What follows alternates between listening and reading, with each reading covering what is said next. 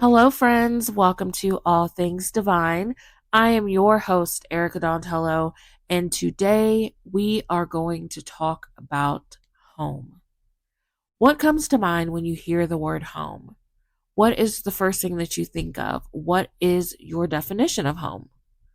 I used to think that it was me living in California, married to Luke Perry, being a Jill of all trades with having multiple businesses, just love and a happy home life.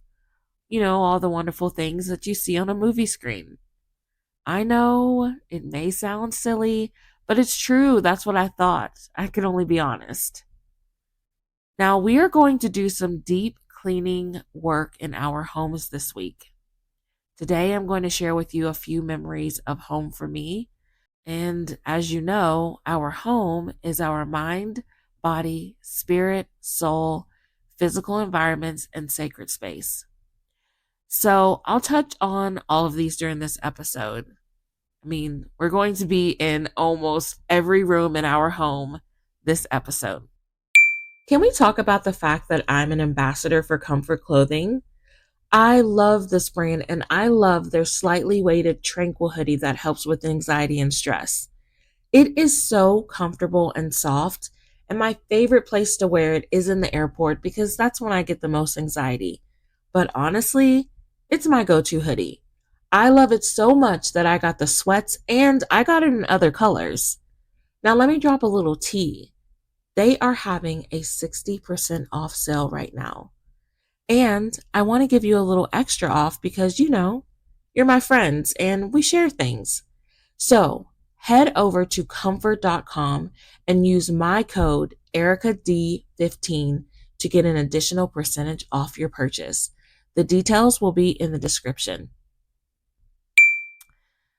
Now, my first memories of home are obviously my mom and grandma. My mom is my home and my spirit and soul, and it's the same for my grandma. My mom is beautiful, loving, understanding, and compassionate. She is literally my best friend. I can tell her almost anything. The other stuff I leave for my other besties, but I can always come to her for prayer, for wisdom, for love. She is my first memories of home. And again, like I said, my grandmother is too, hands down. My next memory of home is losing it. Literally, it burned to the ground, and I lost a beloved friend that I cried for. His name was my buddy. Yes, chow. I had the kid sister and my buddy dolls, courtesy of my grandmother. Of course, he was not brand new. She got him from a garage sale. He was missing his hat, and I believe he was missing his shoes, but I loved him so much. I remember as the fire grew, it started in one room. And as it grew, I saw my buddy on the other side of the fire. But so much was going on, obviously, our safety. And then me realizing that I'm empathic and being able to feel my mom's fear, my brother's fear, and my buddy. I mean, well, he was not afraid because he was a doll, but I wanted to run to the other side of the fire and grab him, but the fire was rapidly growing. And I remember hearing my older brother screaming so loud that I had no clue where he went. I just knew that he was not by the fire. I yelled that I wanted my doll, and I know my mom at the time was like, "Girl, let's go." Like, F that doll. Like, you know how people say F those kids? She definitely was like, F that doll. And I completely understand. But I loved him. And after the fire department came and put the fire out, I went back inside the house to see if maybe, just maybe, my buddy made it. But he was gone, y'all. My heart was broke. And I remember feeling so angry, and I wanted to tell what I remembered happening, and I did. So, as time went on, I remember things were being replaced that were lost in the fire. My poor mom lost a lot, and so did my uncle. But do you know that I never got back my buddy? I think I may have said something about it once, but I was a kid and I just wanted for someone to know how much I loved him and wanted him back. but I never got him back. Now, as an adult, I can definitely say that I sound selfish, but as a child who was only in second grade, I am going to honor little Erica's feelings because that is equally as important. But those were some of my main memories of home. And after my buddy was not replaced, it created this narrative with me that I lose and will never gain. That my feelings were invalid and I should just get over it. And others mattered and I did not. I later had a PJ Sparkles doll, y'all. That doll was messed up. I got her for Christmas. I wanted her so bad. And I actually got her for Christmas. But y'all, she would not sparkle at night. And we had the right batteries. But it was a factory defect. Like, hello. Seriously? So she was taken back to the store. And I thought I'd get a replacement, but I didn't. They were out of stock. That doll was a hot commodity. I don't know if some of y'all remember PJ Sparkles, but the girl was banging, okay? But I remember that I wanted it. I wanted her back, and I wanted for an adult to remember that and remember that I loved that doll and I would watch the commercials all of the time. And so, although she was out of stock, I wanted an adult to just keep checking for me and surprise me one day with her. But they didn't get it, and I never said anything. I was just mute.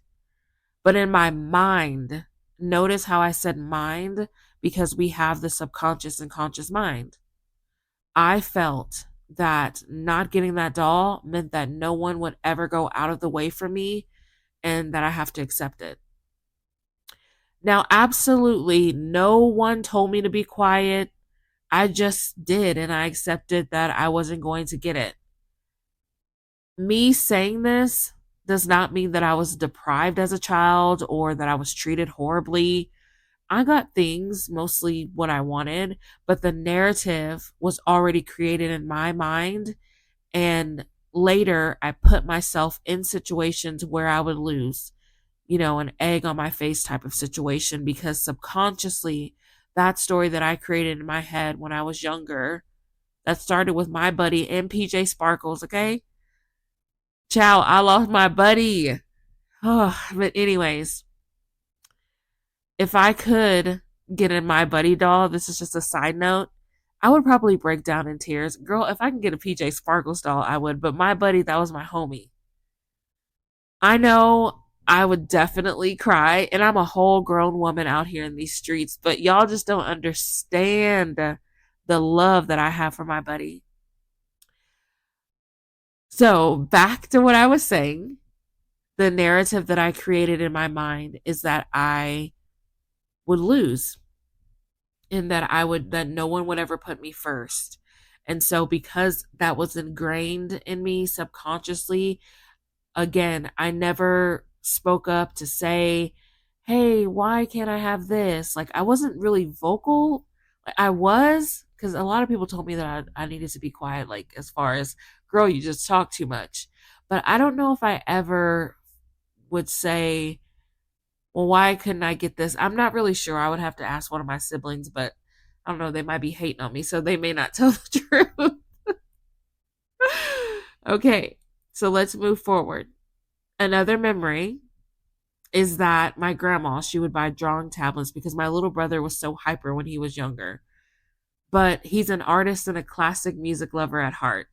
So she would buy him these tablets that he could draw on, and he would draw for hours and hours. So she gave me a tablet also, and I would obsessively draw homes. Like my homes, they had multiple floors. I was definitely not the artist that my little brother was, but I would draw these homes with multiple floors and just sit there erasing the food from the table because it was now in the sink. Dinner was over. I would erase my little stick figures out of bed because it is now morning time and they had to go to work. It kept me quiet also. I mean, at the time I couldn't play bingo, so they had to do something to shut me and my little brother up, and they let us draw. But yes, I obsessively drew homes. And I still remember how I drew them to this day. Nothing fancy at all, but I just drew them and I still could do them the exact same way. My next memory of home is my mom again. We lived back in the house that burned down. They rebuilt it. A smaller version of the home, but we were back. I was really happy for my mom, and I do remember feeling that because I remember her crying because she did not want to temporarily live where we did. And my mom, she just did everything that she could to provide for my brothers and I. I have seen her work multiple full time and part time jobs almost my entire life. It was just always my mom and grandma cooking, cleaning, getting us clothes, material things. And trust me, I did not make it easy for them. I was not the best version of myself as a kid, and I gave my mom many tears and frustration. And, just thinking about that, it does make me sad. But I am happy that my mom was my best friend. Like, thank goodness she doesn't hold a grudge. I mean, I was a kid, but that would be really bad if she was still holding that over my head. Even though, you know what, my mom gets kind of messy sometimes, so she does throw little things in there here and there, but that's okay. That's okay. And although I know that she didn't like me at times, because let's be honest, you love your kids, but sometimes you just don't like them. She still tried her best with me. So I do remember that memory of home. Another memory that I have is being in my room late at night. I knew everyone was asleep. I had a little chair in my room. I would pretend I was talking to Oprah because she invited me on her show. I would talk about my husband, Luke Perry, and all of the things he was doing and all of the things that I was doing myself. I'd cut on music and dance around by pretending to walk out on stage and hearing a roaring crowd. I would dance. Side note, one of my best friends, we always tell the story of how we would separately dance in our rooms. It was like a lyrical release for me that I just didn't know that I needed at the time. But I would lay in my bed and get visions of my life and how I would be as an adult. I felt like it was like a download from God. He was telling me all that I would become and all that I wanted to be. I wanted that feeling. It's not the material things that he showed me because honestly, he only showed me a home that I would one day own. I have no idea what's in the home. I just know the frame of the home. But what I would chase after is that feeling so much. And when life would show me trials and tribulations, I harnessed this deep anger because what am I running towards if it's nowhere in my reach, Lord? I had all of these dreams and aspirations and these downloads that you would give me, and it is nowhere in sight. So I had this anger that was festering. Seek Jesus Heaven Made is a brand that strives to provide high quality Christian apparel for believers and followers of Christ. They have the most affordable and comfortable active and leisure clothing. Now, their mission is to spread the gospel of Christ throughout the world while supporting those on the mission field. And a portion of all sales are donated towards several mission fields. Dedicated to serve and spread the gospel around the world, they want your clothing to start a conversation. Visit them at seekjesus.co. Why is this happening to me? Why can't I be like ... The feelings of feeling unloved and rejected surfaced in my definition of home.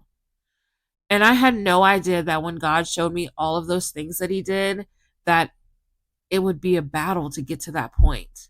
I had no clue that I would endure what I have had to. And I would suggest, if you're listening, to go back and listen to the episode about Job, 12 years, because that will definitely give you a better understanding of what I'm talking about.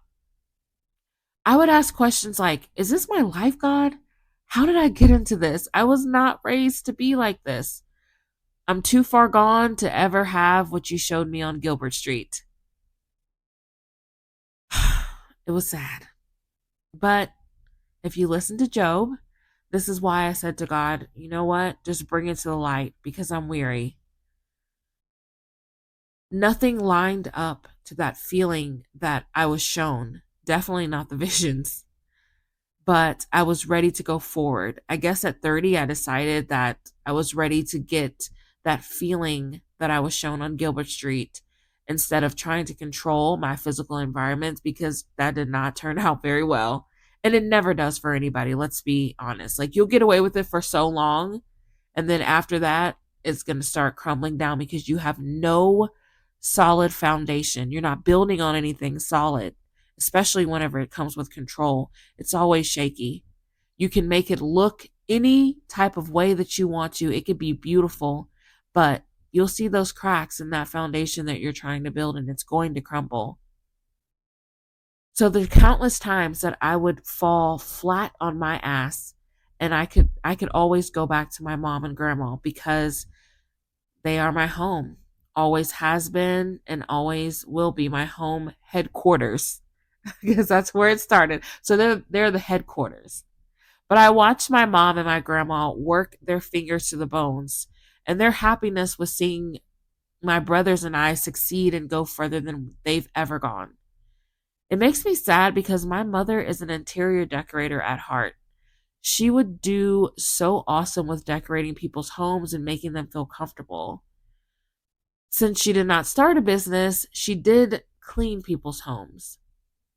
She also sat with their loved ones in their homes and created a sacred space for them, a true safe haven. I've watched them do this my entire lives. They are sacred space creators, 100%. Now, they may not have had the education or funds at the time, but what they instilled in me, as well as, the life lessons I've had, is how to nurture your home, water your gardens, and create a sacred space for others who seek refuge, spiritually speaking. They loved, gave spiritual wisdom, and took care of their home space. They are trusting and loyal to their cores. They never took care of others and neglected their own home space. They are my absolute perfect examples. Of course, there are some things that I wish that they would have done, like self-love within. My mom is learning that, and that makes me happy. And my grandmother, she started to do that towards the end of her earthly journey. Y'all, she would self-love herself every Sunday, dress up for church. You couldn't tell her nothing. But I've also seen them take treatment from others that infuriates me to this day. But they remained so poised for the most part. I mean, my grandma, she was a little gangster at times, but their faith was unshakable. They believed, and so it was. And here I am, doing something that they worked hard to see me do, to mirror their teachings and to be a believer. I hope that they are proud of me. And I miss you so much, Granny. I truly do. I miss everything about you, even when you worked my last nerve. And I will continue to make you proud. So you may hear me say this. Well, actually, you may hear me say this every episode. I was going to say this episode, but I thought, no, I think I've said this several times now. But I'm really not sure. I'll just say it again. It all starts at home. And although I mentioned my mom and grandma a lot, and this episode is an ode to my mom and grandma, it ultimately started with me because it is my home that we are talking about. Y'all, all the things that God showed me, I've maybe only touched 5% of it, and it brings me to tears, and I'm in awe because I may never be able to fully explain into words how I feel. I just know I'm ready for more. And I'm sure one episode I might be crying the entire time. And it's okay. It's fine. I know someone out there in our tribe will cry with me.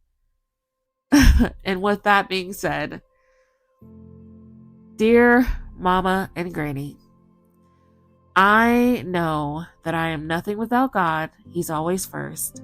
But I know that I'm nothing without you. Your unconditional love is something to be experienced on this earth. Thank you for showing me what home is. Thank you for always being my safe haven. Thank you for growing with me. Thank you for always being the first hand that I can grab when I'm drowning. Thank you for evolving with me.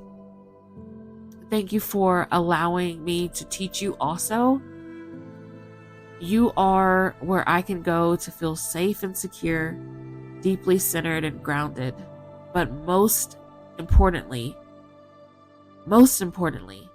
you have taught me to, of course, seek God first, and that I will find all of those things within my own home and not rely on getting them from a human. It is within me. You are my best friends in this entire lifetime. Thank you for our souls meeting before we were born and agreeing to do this life together. It is time for us to start our work within our home, our mind, body, spirit, soul, sacred space, and physical environments. It is my sole purpose for being here on this earth, for this moment in time, for you to accept the challenge. Of course, we have been doing it with every episode, but it's time to buckle down. As one of my best friends says, buckle up, buttercup. You may be weary right now. You may feel something more in your soul, but you just can't pinpoint it. It feels like a nagging spirit. You may feel uneasy. You might even be unhappy. But we will work together. And that's why I'm here. I am a vessel that will touch the very core of your soul. We will get to that root and pull it out, and you will forever be changed. I look forward to doing this work with you, and I will see you on Thursday of this week for our final Black History bonus episode titled Old Foley.